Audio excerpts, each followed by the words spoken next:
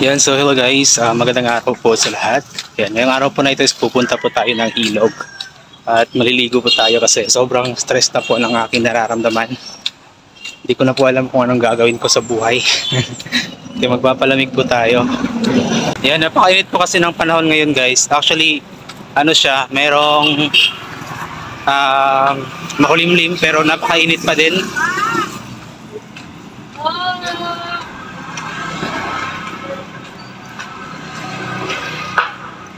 Kaya pupunta po ako ng ilog. Mag-isa lang ako, wala akong kasama.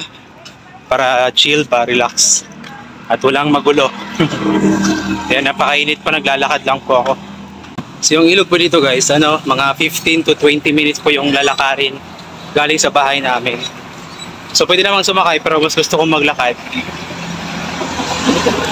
Yan, so malapit na ako. So yun guys, ito napapasok na ako sa ilog. Ririnig ko na yung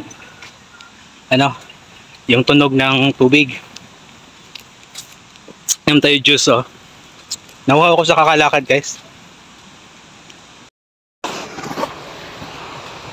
Grabe yung bato dito, guys. Dati hindi ganito yung daanan dito, eh. Ngayon, puro bato na.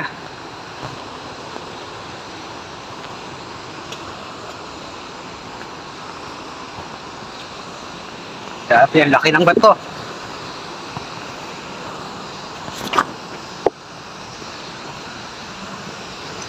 Grabe dito, ang hirap daanan guys. Dati is mabilis lang yung daanan dito, madali lang. Ngayon is mahirap na yung daanan. Puro bato na. Ay. Ito. Ayan. Dito ako madalas naliligo guys. Libre na. Malamig pa. Ayan po. May mga batang naliligo.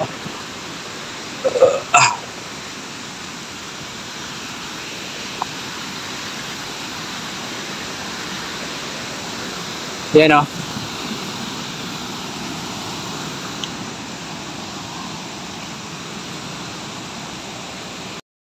So yun guys, andito na ako sa may ilog guys. Akala ko maraming tao. Pero walang tao, mga nasa 5 bata lang yata ang nandito ngayon. So yun, makakaligo tayo. Papahinga lang muna ako saglit kasi napagod ako. So dito tumatalo ng mga bata guys, oh. Dito tumatalon ang mga bata. Ayan. Dito sila tumatalon.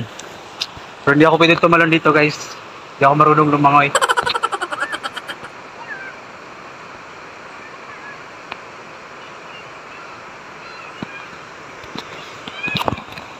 Yan po. Yan, dito sila tumatalon.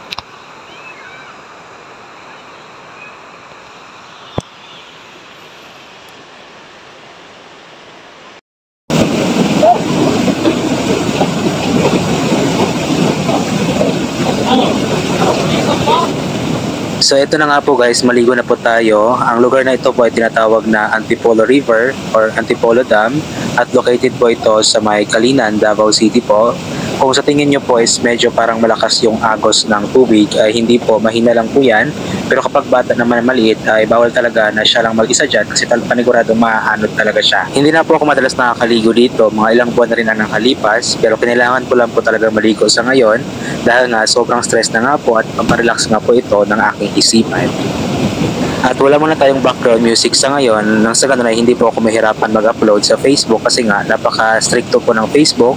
Kung ano yung pwede na music sa YouTube ay hindi naman pwede kay Facebook. So yun po guys, palamig muna tayo dito guys. Pampawala lang po ng stress kasi sobrang stress talaga ng isip ko. Sobrang stress talaga, dami kong iniisip na problema. Kaya palamig muna dito saglit. Kahit pa paano mawala yung stress natin, kahit panandalian lamang, papalamig sa utak pa. Ang lamig po ng tubig, medyo medyo color brown yung tubig kasi nga ulan kagabi. Pero okay lang, malamig pa din naman. Ayan po guys, may nakita po ako dito na bata na naglalaba nga po. Ang nakakatuwa dito sa ilog na ito kasi nga malaki ang naitutulong nito sa pamilya na nasa paligid nga po sa ilog na ito, especially sa kanilang paglalaba.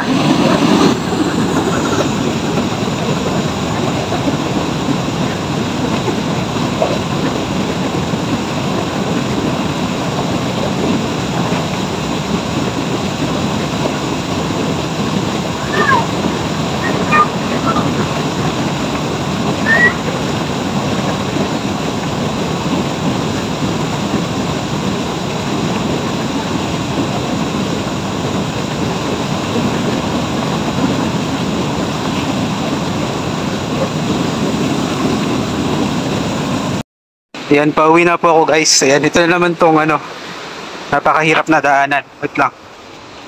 Yung tsinelas ko. Dumiretso. Ayan, napakaraming bato sa daanan. Hindi ganito yung daanan dati eh. Medyo konti lamang yung bato dati. Ngayon ang dami na ng bato dito. Ang lalaki pa. Siya. Okay. Ayan o. Hirap ng daanan dito. Kaya kung hindi ka sanay sa mga ganito, hindi ka makakaligo dito. Kasi kailangan mo talagang pagdaanan tong paghihirap na to. Pero pauwi na ako ah. Kailangan ka muna maghirap dito bago ka makarating sa sarap. Uy, patakag pangihi. Si Bidong. Si Bidong nga yan, si Bidong nga. Nalibang si Kwan dito, si Aldrin doon. Nalibang dito. Ikaw ba yung kamera? Guys, uwi na ako guys kasi ano, wala lang. Ano na, napagod na ako sa kakaligo. Kahit hindi naman gaano naligo, no. Ang init kasi doon, yung alam mo yung makulimlim pero napakainit pa din. Kaya uwi na po ako. Wait lang, siglit na. May titignan na ako saglit dito. Ayan. Ito.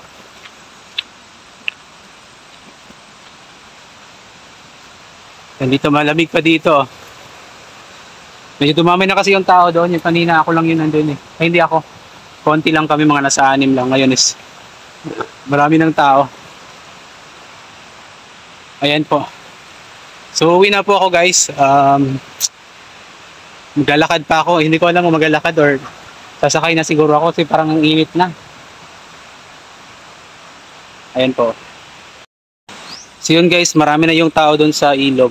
Ayan. So alis na talaga ako, uuwi na. Ako'y uuwi na.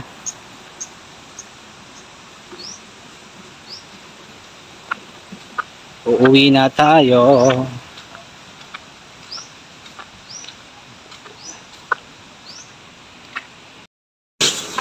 So yun guys, malapit na ako sa kalsada guys. Kung galing sa kalsada papunta doon sa ilog guys, mga nasa ano siguro, mga nasa 2 to 3 minutes yung lakaran.